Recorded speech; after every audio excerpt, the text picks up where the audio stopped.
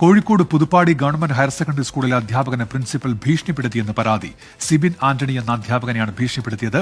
അധ്യാപകന്റെ പല്ലടിച്ച് കുഴിക്കുമെന്ന് ഭീഷണിപ്പെടുത്തുന്ന ഓഡിയോ സന്ദേശം 24 ലഭിച്ചു. ഞാൻ പ്രിൻസിപ്പൾ അല്ലാന്ന് നിന്റെ വായിരിക്കുന്ന കേൾക്കുന്ന പെണ്ണുങ്ങളല്ല. അല്ല, ഞാൻ ഇന്ന് ചോദിച്ചത് ഞാൻ അറിഞ്ഞ കാര്യമാണ് ചോദിച്ചത്.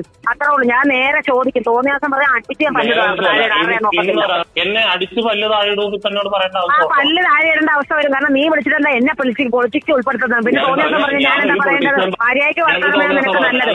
എന്നെ തോന്നിയ ദിവസം ഞാൻ ചോദിക്കണം. നിന്റെ അടുത്ത് ഈ ചിലക്കേണ്ട ആവശ്യം എനിക്കില്ല കേട്ടല്ലോ. ഭാര്യയ്ക്ക് വളർത്താൻ പറഞ്ഞു. ആദ്യം ഞാൻ പല്ല് താഴെ ഇടുമ്പോ താഴെ തന്നെ ഇടും. നിനക്ക് എന്താ പറയാനുള്ളത്? നീ പറയണ നേരിട്ട് വന്നിട്ട്. പ്രിൻസിപ്പൽ മോശമായി പെരുമാറുന്നുവെന്ന് കാണിച്ച അധ്യാപകരും വിദ്യാർത്ഥികളും പരാതി നൽകിയിരുന്നു. സ്കൂളിൽ സാമ്പത്തിക ക്രമക്കേട് നടന്നതായി PTA പ്രസിഡന്റും പറയുന്നുണ്ട്. സ്കൂളിലെ പ്രധാന അധ്യാപികയ്ക്കെതിരെ വ്യാപകമായിട്ടുള്ള പരാതികൾ ഉയരുന്നുണ്ട് എന്നുള്ളതാണ് വിദ്യാർത്ഥികളും അവിടുത്തെ അധ്യാപകരും ഒക്കെ വ്യക്തമാക്കുന്ന കാര്യം. അവിടുത്തെ PTA പ്രസിഡന്റ് തന്നെ പറയുന്നത് നിരവധി പരാതികൾ തങ്ങളെ ഒന്നും ഗൗനിക്കാതെയാണ് ഈ പ്രിൻസിപ്പൽ പ്രവർത്തിക്കുന്നത്. സ്കൂളിലെ വിദ്യാർത്ഥികൾക്കോ അധ്യാപകർക്കോ ഈ രക്ഷിതാക്കൾക്കോ ഒന്നും തന്നെ അവിടെ യാതൊരു വിലയും പ്രിൻസിപ്പൽ തരുന്നില്ല. എന്ത് കാര്യത്തിന് തങ്ങൾ പ്രിൻസിപ്പലിനെ സമീപിച്ചാലും ഒരു നിഷേധാത്മക നിലപാടാണ് അവർ സ്വീകരിക്കുന്നത് എന്നുള്ളതാണ്.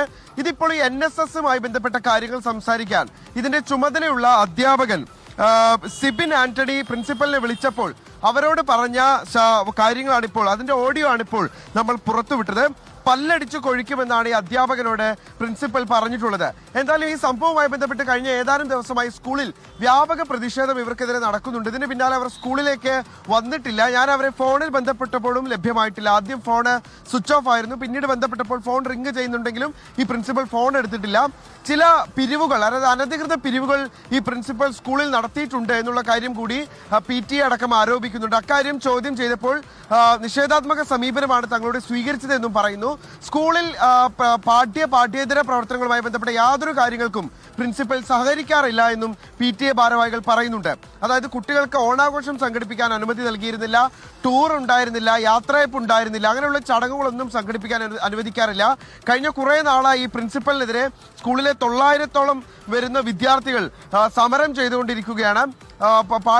പാഠ്യേതര പ്രവർത്തനങ്ങൾ നടത്തുന്നതിൽ പ്രിൻസിപ്പൽ വളരെ പിന്നോക്കം പോകുന്നു തുടങ്ങിയ പരാതികളൊക്കെയാണ് ഉന്നയിക്കുന്നത്. എന്തായാലും RDDക്കും വിജിലൻസിനും PTA പ്രസിഡന്റും മറ്റ് അധ്യാപകരും പരാതി നൽകിയിട്ടുണ്ട്. ഈ തെറിവിളി കേൾക്കേണ്ടി വന്ന അധ്യാപകരും RDDക്ക് പരാതി നൽകിയിട്ടുണ്ട്.